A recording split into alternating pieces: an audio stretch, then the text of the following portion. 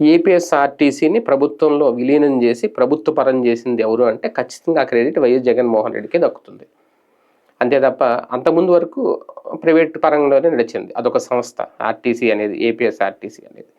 అయితే ఇప్పుడు దాన్ని ప్రైవేట్ పరం చేయబోతున్నారు అనే సంకేతాలు, ఒక ప్రచారం కూడా జరుగుతుంది. వైసీపీ అయితే ప్రైవేట్ పరం చేసేస్తారు అనే ఆరోపణ అయితే చేస్తుంది. ఇందులో వాస్తవం ఎంత, ఎందుకు ఈ ప్రచారం జరుగుతోంది అంటే, ఇప్పుడు రాబోతున్న దాదాపు 1100 బస్సులు, ఎలక్ట్రిక్ బస్సులు, ఇప్పుడు ఆల్రెడీ ఒక 750 బస్సులు వచ్చేస్తున్నాయి. ఇవన్నీ కూడా ఎలక్ట్రిక్ బస్సులు పూర్తిగా ప్రైవేటు వ్యక్తులకి కాంట్రాక్ట్ ఇస్తున్నారు అనేది, దానికి సంబంధించి ఆల్రెడీ టెండర్లు కూడా పిలుస్తున్నారు.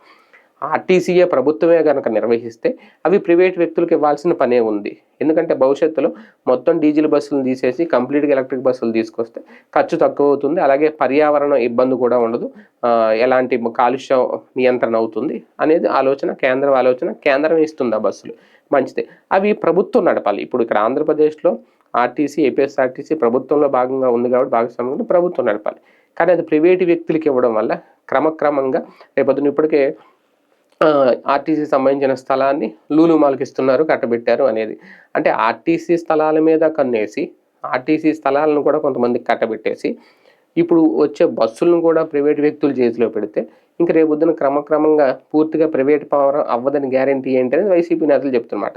దానికి ఆల్రెడీ మంత్రి గారు కూడా స్పందించారు. లేదు మేము ఎట్టి పరిస్థితుల్లో ప్రైవేట్ పరం చేయం, ఇలాగే కొనసాగిస్తాం అన్నారు. అంటే ఇలాగా కొనసాగించి ఉపయోగం ఏముంది? వచ్చిన బస్సులన్నీ ప్రైవేట్ పరం ఇచ్చేస్తే రేపొద్దున ఆ ప్రైవేట్ వ్యక్తులే డ్రైవర్లను పెట్టుకుంటారు, వాళ్ళే కండక్టర్లు పెట్టుకుంటారు, అందులో సిబ్బంది అంతా ప్రైవేట్ వాళ్ళే ఉంటారు. కానీ ఏపీఎస్ఆర్టీసీ పరిధిలో బస్సులు నడుస్తాయి అంతే. సో దీనివల్ల వాళ్ళకి ఆదాయం పెరుగుతుంది తప్ప ప్రజలకు ఉపయోగం ఏముంది, లేదంటే ఆర్టీసీ కార్మికులకు ఉపయోగం ఉంది, ఇంకా కొత్త వాళ్ళకి ఎలా అవకాశాలు వస్తాయి, ఉపాధి అవకాశాలు కానీ, ఉద్యోగాలు కానీ, దీనికి ఏం సమాధానం చెప్తుంది ప్రభుత్వం అనేది చూడాలి.